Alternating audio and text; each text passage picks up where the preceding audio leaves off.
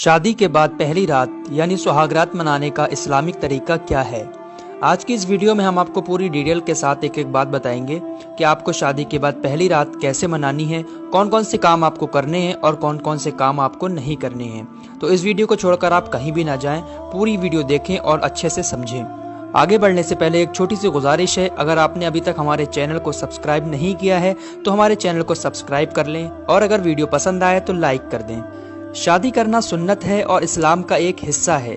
अगर कोई शख्स बिना किसी जायज़ वजह के शादी नहीं करता या शादी करने में देरी करता है तो ये इस्लाम के खिलाफ है। इसलिए हर एक इंसान को शादी करनी चाहिए। जिन लोगों की शादी होने वाली होती है उनमें से बहुत सारे लोगों के दिमाग में कुछ सवाल होते हैं कि इस्लाम के हिसाब से शादी के बाद पहली रात में क्या करना चाहिए, इसको मनाने का इस्लामिक तरीका क्या है।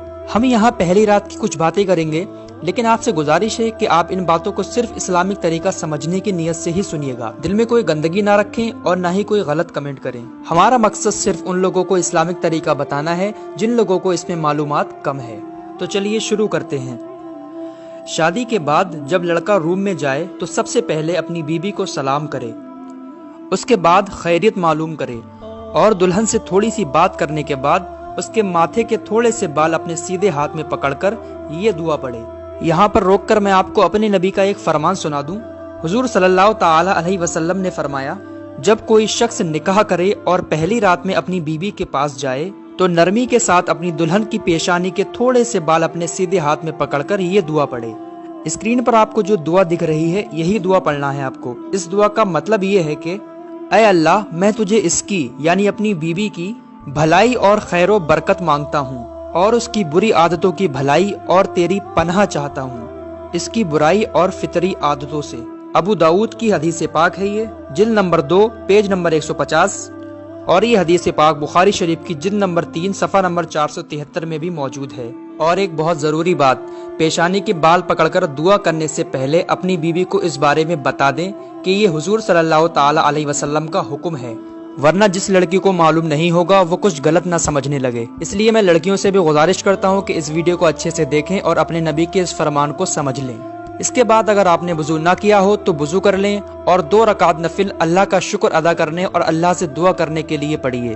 आपको जमात बनाकर नमाज पढ़नी है, यानी लड़का आगे इमाम बनकर खड़ा हो और लड़की उसके पीछे खड़ी हो और दोनों साथ में नमाज पढ़ें। आपको नमाज की नियत इस तरीके से करनी है। नियत की मैंने 2 रकात नमाज नफिल शुक्राने की वास्ते अल्लाह ताला के, मुँह मेरा काबे शरीफ की तरफ, अल्लाहु अकबर। फिर हमेशा जैसे नमाज पढ़ते हो वैसे ही नमाज पढ़ें। फिर नमाज के बाद शादी साथ खैरियत से होने के लिए अल्लाह का शुक्र अदा कीजिए और ये दुआ कीजिए कि अल्लाह इस शादी को कामयाब बनाए, आगे भी हंसी खुशी रखे, बच्चे नेक दे।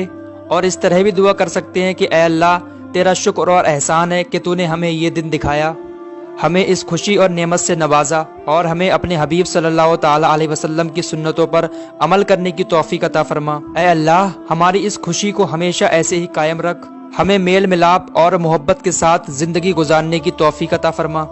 या रब्बे कदीर, हमें नेक और फरमा बरदार औलाद अता फरमा। और भी आप अपने हिसाब से जो भी दुआ करना चाहते हैं कर सकते हैं। दुआ करने से पहले भी दुरूद पाक पढ़ लें और दुआ के बाद भी दुरूद पाक जरूर पढ़ लें। अब नमाज के बाद किसी भी काम में जल्दबाजी ना करें, बल्कि लड़की से थोड़ी इस तरह से बात करें कि लड़की की थोड़ी शर्म दूर हो जाए। थोड़ा अपने बारे में बात करें, थोड़ा उसकी सुने। जब लड़की की थोड़ी शर्म दूर हो जाए और आप साथ में सोने का इरादा कर लें तो उससे पहले ये दुआ ज़रूर पढ़ लें, यानी हम बिस्तरी करने से पहले आपको ये दुआ ज़रूर पढ़नी है। इस दुआ का तर्जुमा ये है, अल्लाह के नाम से, ऐ अल्लाह, दूर कर हमसे शैतान और मरदूत को, और दूर कर शैतान और मरदूत को उस औलाद से जो तू हमें अता करेगा। जो शख्स इस दुआ को सोहबत के वक्त पढ़ेगा तो अल्लाह अगर उस पढ़ने वाले को औलाद अता फरमाए तो उस औलाद को शैतान कभी भी नुकसान नहीं पहुंचाएगा।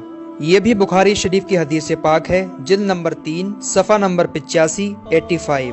और एक ज़रूरी बात, जो पेशानी के बाल पकड़कर आपको दुआ पढ़नी है, जो मैंने पहले दुआ बताई थी, वो दुआ सिर्फ आपको पहली ही रात में पढ़नी है। और जो अभी दुआ बताई है मैंने लास्ट में, इस दुआ को आपको जब भी अपनी बीवी के साथ सोने का इरादा करें, हम बिस्तरी करने का इरादा करें, तो इस दुआ को उससे पहले पढ़ लें। इस दुआ को पढ़ने के बाद अगर सोहबत करेंगे तो इंशाअल्लाह आपकी औलाद बहुत नेक पैदा होगी और शैतान उस पर कोई भी असर नहीं करेगा। شیطانی ہواؤں سے، بری بلاؤں سے محفوظ رہے گا انشاءاللہ تعالی۔ اللہ تعالی ہمیں سارے مسائل کو سمجھنے، یاد رکھنے اور اس سے زیادہ عمل کی توفیق عطا فرمائے، آمین۔ برائے کرم اس پیغام کو دوسروں کو بھی شیئر کیجیے۔